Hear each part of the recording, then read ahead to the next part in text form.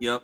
Yep. Like right now, I'm the only person that's offering any custom rabbit and steel models on VGen right now. There's no one else. No one is even coming close to the level of work that I'm willing to put in with like fully custom animations and everything. But would you know that if you go in through and search? Nope. Only one person even shows up, and it's not me. Mhm. And they're just doing like the singular PNG, like not the full animations either. I'm like, oh, fair enough. I get it. To be fair, I totally get it.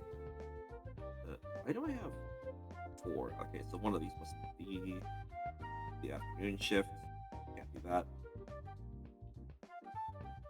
And then it would never have been Freddy's, or would it have? Actually, hold on, wait. What day is that? 18th? Oh, actually, it could have been. Oh shit. Wait, what time is that at? No, no, it couldn't have been Freddy's. Too late in the day. Blech. Look at me. You can do better than Freddy's.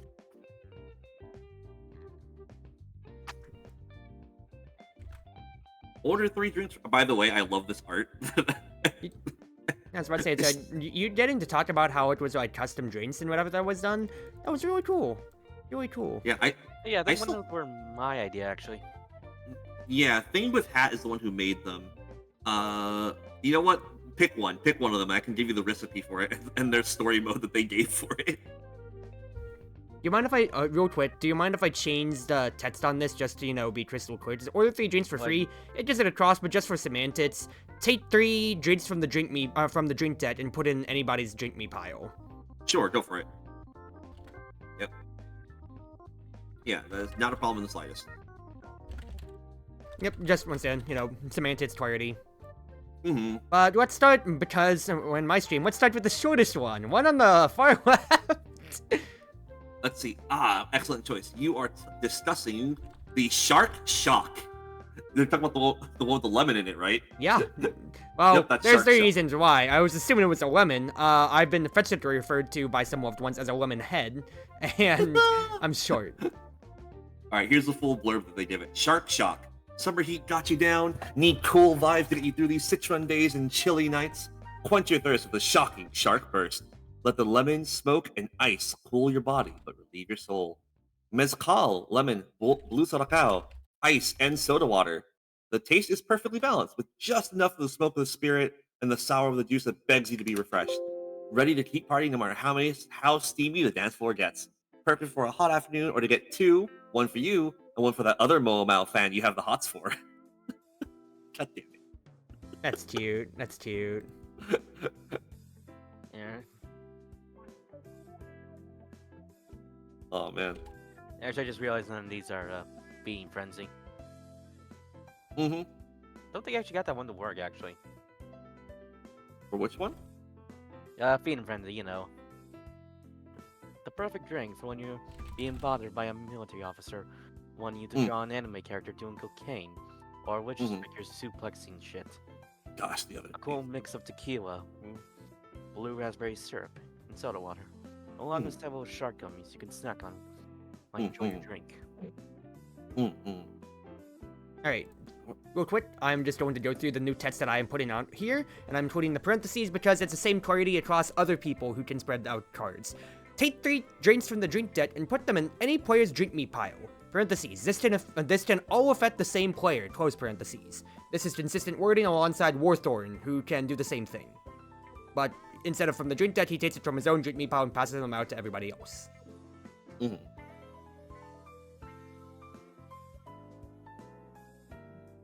Also, weird fun facts about how this card works. It specifies each player loses 1 fortitude. There's a reason I did it this way. Because someone could potentially make it so that only themselves and Moa Mao get Battle Lust off of this, versus Moa Mao giving everyone Battle Lust. Because if they're the source of the card effect, right, stuff gets weird. Yeah. Speaking of stuff gets weird, I'm looking at what's next in order, and oh boy, here we go. Hat of Cantrips. Oh boy. Oh, time to start typesetting this. I don't want to, but here we go. Yeah. I'd say honestly, like I'm thinking into myself. I could probably have just as much fun right now watching you three play a game of Red Dragon Inn on my side monitor, and I could probably finish typesetting all of these here on my main. So that way we can play with the new typeset Moamau afterwards. Quite frankly. Bit true. I'm not saying you guys have to, and it's not that I don't think I have, as much as I've been joking about my streamer is, I don't think I have enough riz to be able to say, dance, monkey, dance, play Red Dragon Inn as I typeset. Show up on one of the goofiest cards. Yeah, oh, had a cantrip. Hey, yeah. chat, you want to know something? We're typesetting here, so you'll be very happy to know that some of these cards are absolutely a lot more clear on how they act and look. Watch how clean that is now. You're welcome. You're welcome. Smile. We can argue semantics, but now it actually works. It has all the correct text, not going off screen. Mm-hmm. Thank you, it didn't go off screen. Wait, what do you mean go off screen? Did it go off screen on y'all's screen? Off stream or off the card? Wait. So in Tabletop Simulator, it went off the card? To where it's like, you know, we wouldn't get to see all the text in some situations or so, but... What? Wait, no. So, is this what it looked like to y'all in Red Dragon Inn? Yeah? What? That's not what it looks like to me at all. Does it all fall in line on your thing? Because I can literally pull up my stream bot. I have it downloaded right now. Let me pull this up. I was already reading. All I can think about right now is Maui with green hair because Cruzy said, thank you just a bunch of times. What can I say, but that's copyrighted. 5 seconds or more is gonna DMCA me. But I'm just saying it as it is, Chief. I'm just saying it as it is. I need to scroll through. The fact that you didn't even sing it right. I need to scroll through for when I time I was actually... Gotta be careful. Monitor, so. Gosh, that explains so much of y'all's confusion, though. If it just looked like this all the fucking time, holy shit. Some of them are fitting inside. Okay, wait, no. I'm working on it right now. How the cantrips did fit inside here, so I don't know why it's budget. Okay, creative versions. Okay, it all still did fit inside, but the fact is, the fact that, you know, it's fancy bold text when that's just supposed to only be for the title anyway now. That doesn't help. Mm-hmm. Yeah, title card flashes through. Yep. Well, when you have to deal with bullshit like this, sometimes you have to be Amazon title card. Mm-hmm.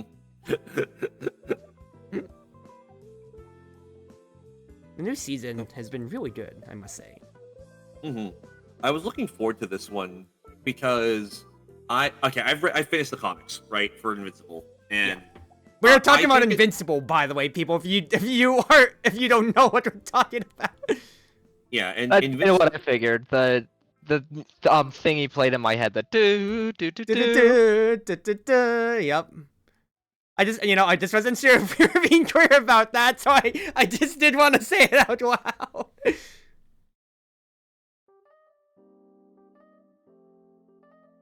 Sorry for cutting you off there. No. I was just laughing. That was it. You're good. I was what you were saying, you were finishing the comments, D3. I think it was, yeah. Mm-hmm.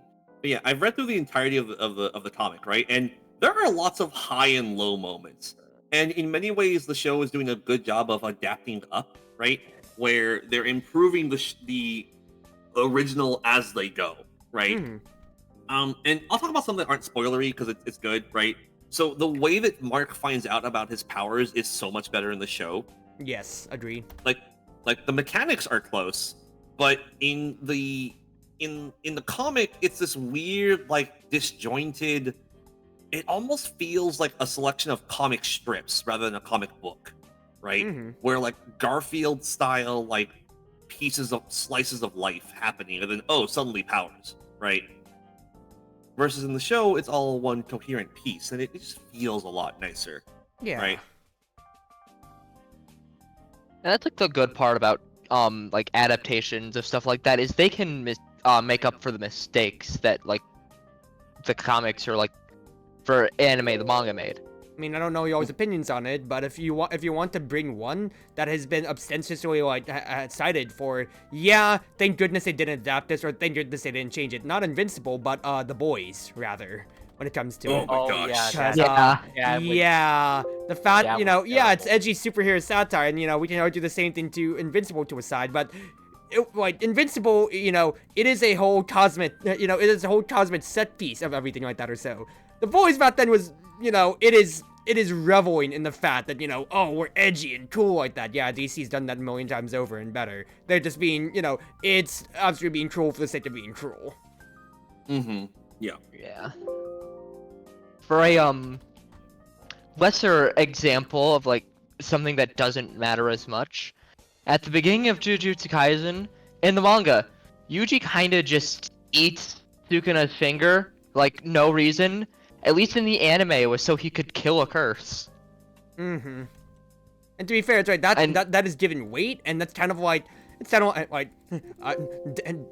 trying to date ourselves. It's right that it is the defining moment that gets a lot of people into that anyway when it comes to it. And you can say that especially for a lot more of, like, I just say the bigger shonens when it comes to it. Tokyo Ghoul back in the day. It was Attack on Titan for my middle school when it came to it or so and everything like that or so. There's like the weight given from adaptation to adaptation absolutely matters. Very much so.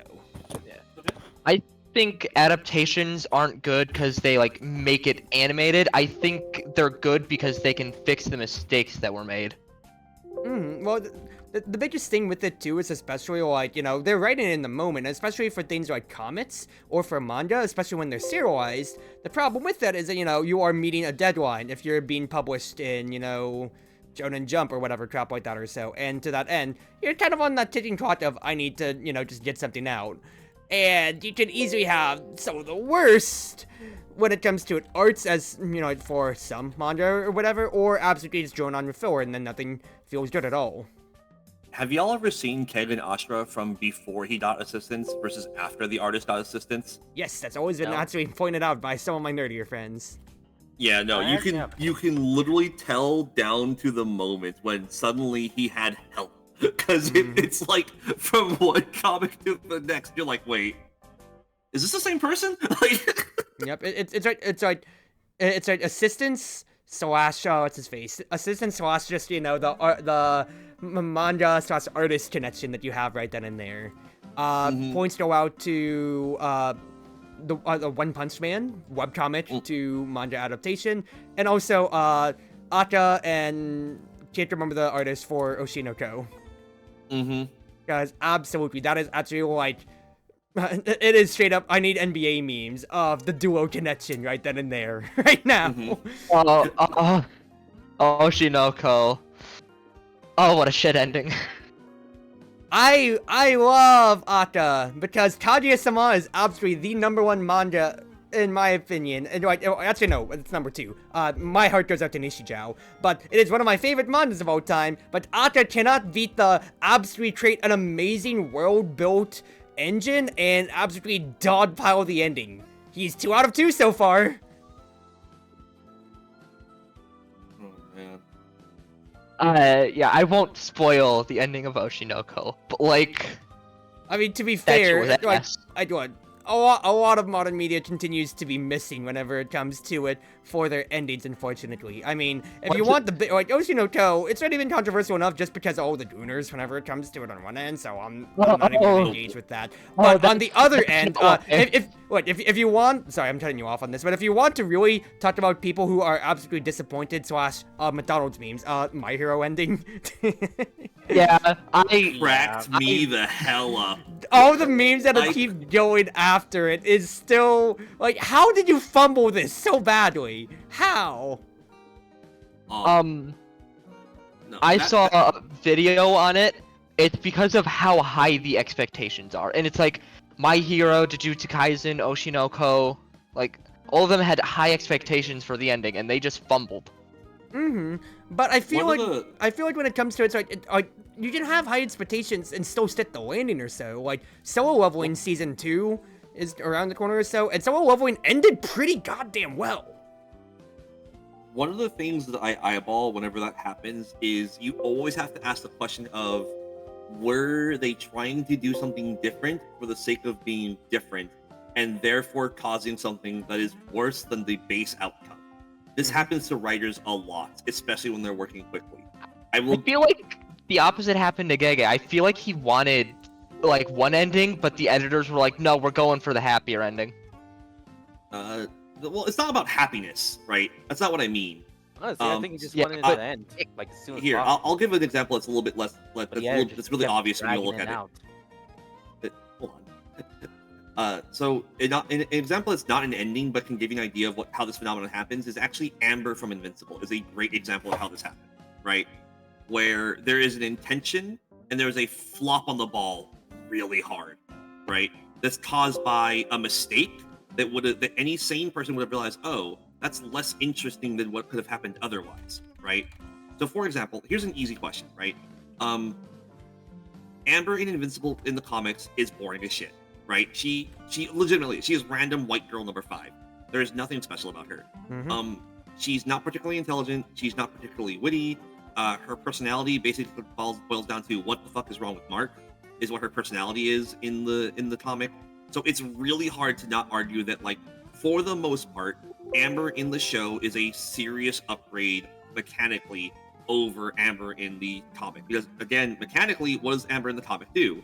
Well, she gets upset that Invincible isn't there. She finds out her boyfriend's a superhero, realizes what happens, and goes, "Oh, that's cool," and that's all that happened, right?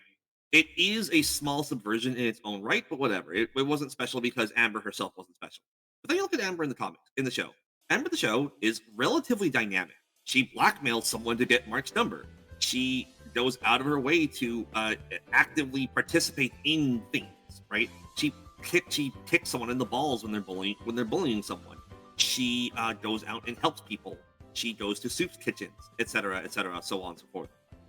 Her character has more parts to pick at, and in many ways, she's just more interesting and dynamic than the comic one is. But there's a problem with her, right? What's the problem? Well, there's one line that's the problem. It is "I know," right? What do I mean? Well, there's a scene where the Reanimen, the zombie people, attack, right?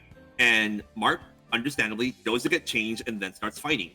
Amber freaks out at him. "You lied to me." Well, you lied to him too. Lying's a two-way street here, because there's only a couple of things that happen. She gets mad that he abandoned them, and then says she gets mad that he didn't tell her. But those both can't be true at the same time. One of those has to be true. Either A, she's mad because he lied to her and she knew and she was waiting for him to tell her, or B, she has to be lying about knowing, right? One of those two has to be true. And because of the delivery, we will never know which one is supposed to be the case, right? And it diminishes her character tremendously. To this day, people still hate Amber. It's been years, and they still hate Amber. So much so that they've actively admitted to, like, writing her out of other plans in the script because of how much the fan lashback was against Amber herself. And it all could have been solved by the removal of one line. "I know." If they didn't have that, if they made it fairly that he didn't tell her maybe when he should have, but didn't make it so she knew, it would have been better. Why? Well, because then you can allow a natural occurrence of events that occur, right? She can have a much more natural reaction, and her reaction becomes a lot more natural. Because how could she have known? There's no way she could have known. There's nothing to give it away in everything said and done, right? You have to do a lot of reaching to assume all those other things become true. So you get a result that's just less interesting than the alternatives, but it's a twist. So being a twist is supposed to make it special, right? And in a lot of ways, that's what you should think about with endings too. That, like, many bad endings, quote unquote, are often the writer trying to make something a twist when one is not necessary, and it's often less interesting than, like, what is being set up throughout the entirety of the show, right? Yeah, I've seen some. Oh, you're starting first. Go on. You can go. I was gonna say, I feel like I've seen, like, a few essays, and I'm gonna have to, like, probably pull it out in, like, my YouTube history on that end when it comes to it, on how the art of the twist when it comes to it in media it was a whole discretion. I remember it now. I can find it on YouTube. It was talking about Disney twist villains, highlighting Turbo from Wreck-It Ralph and devaluing Hans from Frozen, with the fact that a twist can't just be a twist on the sake of itself. "Oh, he's evil! You didn't expect that! That's a twist or so." No, it needs to be properly rewarded, needs to be built up, and there needs to be importance in why the twist hurts or why it happened this way or so when it comes to it or so. And the fact is, whether it be adaptation or just, exactly, or just, from Rider of Woman Scene or anything like that or so, fact is, the audience isn't stupid. Yeah, you are engaging with them with, that whole, with both suspension of disbelief and, you just have to accept the world for as it is, and trust in them to be able to believe, hey, this is what this character would do, or why this twist is believable in out-of-universe as well. Quicksilver looking at the camera when he dies. You didn't expect that one, did you? Didn't expect that, did you? Yeah. Well, he couldn't do that all day, so obviously the audience should have known. Mm-hmm. I'm gonna find this essay that I remember seeing here. Why Disney's twist villains don't work. Yes, this is a 11 million view video from 6 years ago. I've seen it, so I know what you were talking about. Yep, and then it's the videos by Toon, and I'm gonna link this also over in our open chat. I'm just gonna copy paste it, but these are really good breakdowns on why what a twist should be. I mean, it's twist villain in this context, but my point still stands for our writing tropes when it comes to B. Mm-hmm. There needs to be proper build up and payoff, and why this is conceivable for this to happen, twist-wise or so, not just, oh, it's gonna surprise the reader, and then that's gonna make us feel really good as the authors, because they didn't expect that now, and we got all the discourse. No, that's just bad writing. Yep. Yep. Another part of the twist is when it happens. For example, like I was talking about with JJK, I will try to avoid spoilers as much as possible because it is still manga only right now. There was a character who, early on in the series, died. There was no reason that we would think that they were alive. There was multiple things that practically confirmed they were dead. 5 chapters before the ending, they came back. Yeah. And so twist and it was. Oh, sorry. It was so obviously unplanned that I 100% believe that it was the editor saying we need a happier ending.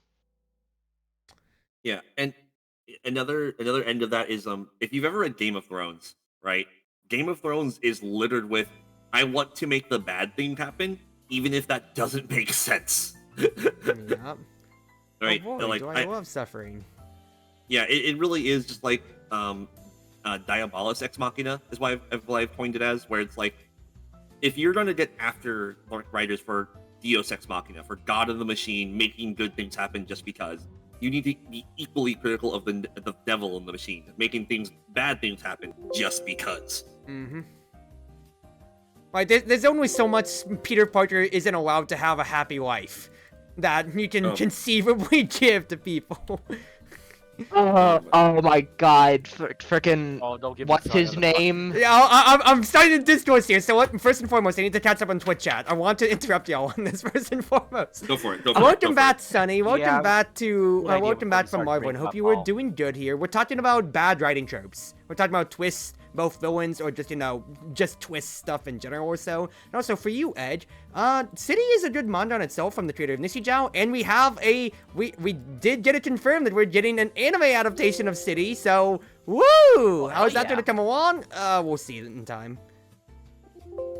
Now, back to President. Peter Parker can't be happy. Who wants to have the floor first? Oh my gosh, I could go on about that forever. Okay. I have one. I have a really crazy one. What version of Peter Parker is the strongest Peter Parker? Do you all know? Well, no. Like us, because I do not know, and this would be good for the audience. There's a version of Peter Parker where he gave up his soul and Dr. Octavius takes over his body. Right? Yep, okay, yep, I know that one actually. You're talking about the superior, you're talking about the superior one? Yeah. And yeah, okay. Part of what makes that one the strongest one is there's several lines in there that are very special. One of the first things that happens is that Doc Ock in Peter's body hits someone as hard as he can and destroys them. And he's like, wait, did you always do that? Have you been holding back this entire time versus everyone? Have you just never gone all out? And it's one of the most consistent things that happens routinely throughout the run. Oh shit, I didn't know your body could do that. Why haven't you done that sooner? You could have killed me. Like, mm-hmm. And the other one is Dr. Octavius also realizing, wait, you're smart. It's really hard to catch it properly in most of the comics and in most of his representation in media. Spider-Man's a genius. Yep. And the one that comes closest to representing that in the movies is Tom Holland's question mark? I say question. I'd say mark. Amazing Spider-Man / Andrew Garfield, I think represents it the best. Because you do see Tom Holland putting in the work to do it, but that's more on the science end, whereas you get to see actively Andrew's engineering side shine the most. Yeah, okay, fair. Because you see him you see him prototyping everything that he has to do, whereas Tom Holland, you just see him mixing web fluid. I'm not trying to negate from that, but I think we get to see a better show of smarts since, he's in science class and so, you can get a card from that, whereas Andrew, he's making everything from scratch. He made it in a garage with a bunch of straps! Oh, gosh. I think all of them in their own ways show it, but Amazing Spider-Man is definitely the best at it. Mm-hmm. But I feel like Tom Holland's, at least, the point isn't to show that and more show the struggles of taking on the mantle of Spider-Man more than the others. I will credit you on that then. I do think so, because whereas the other ones are more about they already, kind of have their position, or rather, have grow into the position better, and it's more about, either getting to your Ben moment, Ben/Gwen/rhyme scheme moment. That's mean. I'm so mean. I'm sorry. But otherwise, yeah, especially so since, we can contextualize everything. It's not Marvel spoilers. You Marvel fans are spoiled enough, smile, that everything is building up to Holland's, can't take the word good rhyme moment, but you know what I'm talking about here. That it has to take a different approach to it, which is totally fine. It's just, it's another dynamic that we're seeing, of course, too. Yeah. Now, real quick, to address what Sunny is saying in chat as well, that's what, okay, well, first and foremost, they said when they were about, they said, hello, every pony. Now, going past that, in response to us talking about the Spider-Man cannot be happy, that's what I liked about Spider-Verse, because Miles gives a big middle finger to that trope. If you're really Spider-Man, you want to save everyone. You don't just let it happen because it's part of the story and you try to save your loved ones. Because, as much as, not talking about, just talking about the actions on their own or so, if I was told that my loved ones are gonna die and I can't do anything about it, I'm gonna be like, who the fuck are you? I'm gonna at least try to do something about it. And, okay, here we go. Now I just brought about my own doom, as it is in every Greek tragedy. But I wouldn't stand idly by and just go, well, this sucks. Goodbye, Mom and Dad. Would you? I'm actually incredibly curious on what they do with that arc coming up next. Because Oh, keep going. My bad. Because, on the one hand, it's interesting if Miguel is just wrong, right? And by its nature, Miguel is probably wrong because, well, Miles exists, right? His DNA isn't decomposing in front of our eyes, right? Which is kind of what's implied by, everything else, Yep. When something goes wrong like this, the jittering happens with, the digital universe shattering, jittering, or whatever. AKA my daily routine. Yes, the daily routine. Cries. And so, it does kind of stand out a little bit that... Am I echoing? No, you're not. A little bit. Okay. It does kind of stand out a little bit that, he's not doing that. But at the same time, in every other circumstance, Miguel has been right. So, I wonder... If I was in their position, I would be sweating bullets. Because there's a certain angle where you keep Miguel right. And part of what makes Miles special is that he tries anyways. And he, the tragedy of it is that he tries anyways and fails. And that would be correct. But at the same time, everyone is so sick of it for Peter Parker. Everyone hates it when, things go like this. It's been a constant trope in his comics for decades now that he just can't catch a break. And so I can't help but wonder if they'll deviate from what would normally be correct storytelling, quote unquote, in order to make something that also makes sense, but is otherwise a little bit weaker, like narratively, right? I don't know. If I may have my I 2 cents on that. Go for it. I think it could be. I think like what now. This is what I'm taking this from my theories I've seen on the internet when it comes to it or so on this end or so, but also just like on my own crackpot when it comes to it or so. There's 2 main you could say glaring holes when it comes to potentially how the writing is, and that's just who's gonna win, as Stanley says. It's whoever the issue is named after. Who the writer needs to win in this situation or so. Like, how is Miguel? Not Miguel. How is Miles the only Spider-Man across all those dimensions who has not tried to fight back against this here? How is it only tested once? And yeah, you are playing with the lives at stake, but the fact is, if you didn't know about the Spider-Verse to begin with, before Miguel and anybody else had to come in, you would still also be fighting for the entirety of everybody that you can or so. But it could also be a case of bad communication kills for the trope when it comes to how both people can be right in select circumstances. Miguel can be right about too many changes would absolutely destroy the canon, but Miles can also be right in the fact is, yes, but the fact is that it's, that could be because it's Spider-Man affecting the canon, and since it's Spot affecting this one here or so, that's taking the thread into a completely new place, and to that end, this is offshooting completely off what anybody has been, reasonably contrived to expect out of the Spider-Verse so far. Mm-hmm. I'm taking it once in. This is not my original idea. I'm taking this, from a amalgamation of theories I've seen overall, but you're seeing where I'm going with this here. Unlike, this is like, a good reading theory that I've seen overall. It's not necessarily bad or that, everybody can't be wrong or right, because Miguel is absolutely the antagonist for Spider-Verse Part 1, but it, road that was paved with good intentions, and the fact is, we still have a lot to dig on how actually that can still go when it comes to it at the end of the day.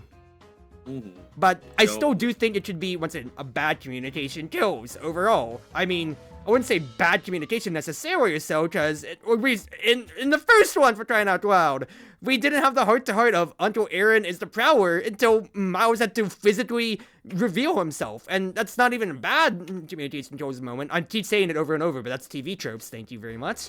But that's more of just like, that is really a bad situation. Whereas for on it here, one side does not want to listen and saying, no, I've seen this happen once before, and I'm controlling the levers so this never happens again, meaning you do not get to have fun. You don't get to play the game. I get to play the game. Mm-hmm.